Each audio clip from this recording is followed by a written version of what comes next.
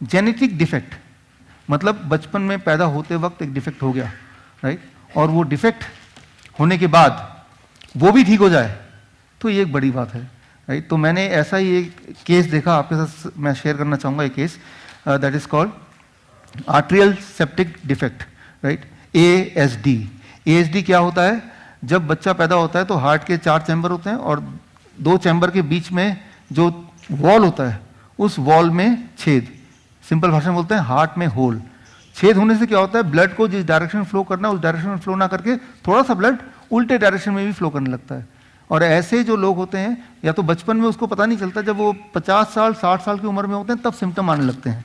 और इसमें कोई ऑप्शन नहीं होता, सर्जरी से थोड़ी बहुत आयु रहती है या नहीं रहती, that is a debatable, but उस पेशेंट की जो हालत है आखिरी जिंदगी वो बहुत ही मुश्किल से या पेनफुली गुजरती है।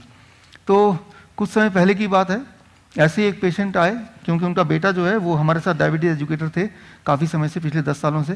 तो और उसके बाद उन्होंने ये डाइट शुरू किया, और डाइट शुरू करने के बाद उन्होंने 2 महीने के अंदर उनका ऑक्सीजन छूट गया, उनकी दवाइयाँ छूट गई, उन्होंने रिपोर्ट सारे कराए और रिपोर्ट भी सारे नॉर्मल आ गए। हाँ, और इंसिडेंटली वो सज्जन आज हमारे बीच में हैं। सुभाष जी, आप हैं यहाँ पे? अरे देर, प्लीज आइए सर। तो देखिए, जेनेटिक डिफेक्ट जो बचपन में हुआ था वो ठीक हो गया हो, तो ये छोटी बात नहीं है किसी भी एंगल से। आइए सर। इंसिडेंटली मैं आज पहली बार मिल रहा हूँ आपसे, राइट। तो इसका मतलब ये कि मैंने इनको ठीक नहीं किया, इन्होंने खुद को ठीक किया, पहली बात तो ये क्लियर होती है, राइट।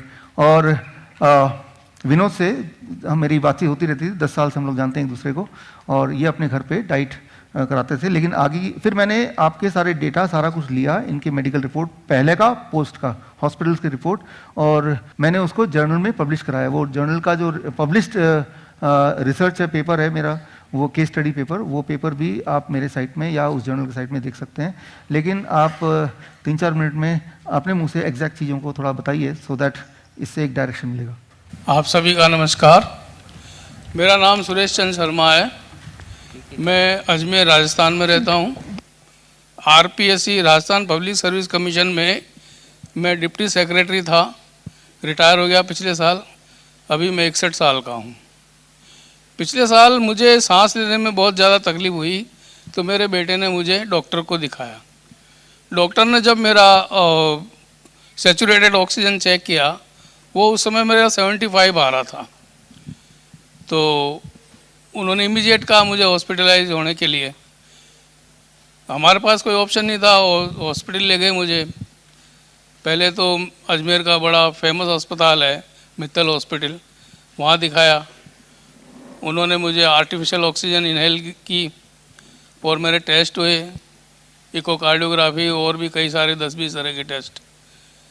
बाद में मैं JLN हॉस्पिटल में एडमिट हुआ और वहाँ भी कंटिन्यूसली 24 घंटे ऑक्सीजन पर ही रहना पड़ता था मुझे। उसके बाद में डॉक्टर ने कहा देयर इज़ नो ऑप्शन, ये 15 दिन से ज़्यादा नहीं जी पाएंगे, क्योंकि इनका हार्ट में छेद है, ASD हार्ट में छेद है और वो इस स्टेज पर है कि ऑपरेशन होने लायक नहीं है। तो काफ़ी परेशान हो गया मैं। मेरे बेटे ने वो सारी मेडिकल रिपोर्ट्स अहमदाबाद के बड़े हॉस्पिटल में चेक करने के लिए भेजी। वहाँ खुद गए तो उन्होंने कहा भाई इसका सर्जरी ही एकमात्र इलाज है, और चूंकि ये केस बड़ा क्रिटिकल है अब सर्जरी भी नहीं हो सकती, अब तो इनको बस हॉस्पिटल ले जाओ, वहाँ 24 आवर ऑक्सीजन पर रखेंगे और जितना समय निकल सकता है निकल जाएगा। उसके बाद में मेरे बेटे ने डॉक्टर विष्णुराज चौधरी सर से बात की। उन्होंने मेरी सारी मेडिकल रिपोर्ट्स देखी, फाइल देखी। फिर उन्होंने मेरे को कहा कि जो एक डाइट चार्ट है वो सजेस्ट किया। मेरे पास और कोई ऑप्शन था नहीं। सर्जरी डॉक्टर कार्डियोथोरेसिक सर्जन ही करने से मना कर रहे हैं और मैं कराना भी नहीं चाहता था। डॉक्टर एक ही बात बोल रहे हैं 99% रिस्की मामला ऑपरेशन का, और फिर मेरे पास और कोई ऑप्शन था नहीं, तो मैंने वो डाइट चार्ट ही लेना शुरू किया। चमत्कारिक रूप से मेरे को ठीक होना मैं महसूस किया। करीब 7 दिन बाद तो मैं हॉस्पिटल से रिलीज़ हो गया, और रिलीज़ होने के बाद ये डाइट चार्ट कंटिन्यूसली लेता रहा। सुबह जूस और जैसा जैसा डॉक्टर साहब ने सजेस्ट किया उस चार्ट को फॉलोअप करता रहा,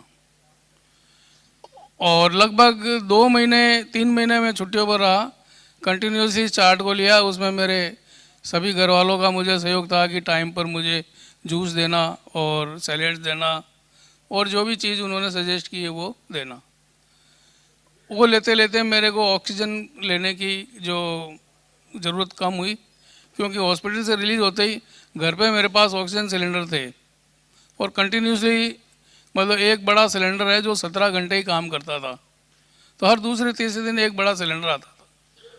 फिर धीरे धीरे मेरा ऑक्सीजन लेना कम हुआ, और करीबन 1 महीने के अंदर अंदर तो मुझे ऑक्सीजन लेने की ज़रूरत ही नहीं रही। उसके बाद मैं पहले ऐसा हमारी हालत थी कि 10 कदम में चलता हूँ सांस फूल जाती थी, सीढ़ियाँ चढ़ना तो बहुत मुश्किल था मेरे लिए। लेकिन अभी हम राजस्थान से फ्लाई करके आए, IGI एयरपोर्ट से मेट्रो में लगभग 5-7 किलोमीटर पैदल भी चले होंगे, कई जगह सीढ़ियाँ भी आई होगी, मैं इजीली चढ़ जाता हूँ। आज मैंने नौकरी से रिटायर होने के बाद वापस मैंने जॉब भी ज्वाइन कर रखा है, और ये डाइट चार्ट कंटिन्यूअसली मैं फॉलो कर रहा हूँ। थैंक्स डॉक्टर बिशुराव चौधरी, और आप सभी का धन्यवाद। थैंक यू, धन्यवाद सर, धन्यवाद, थैंक यू।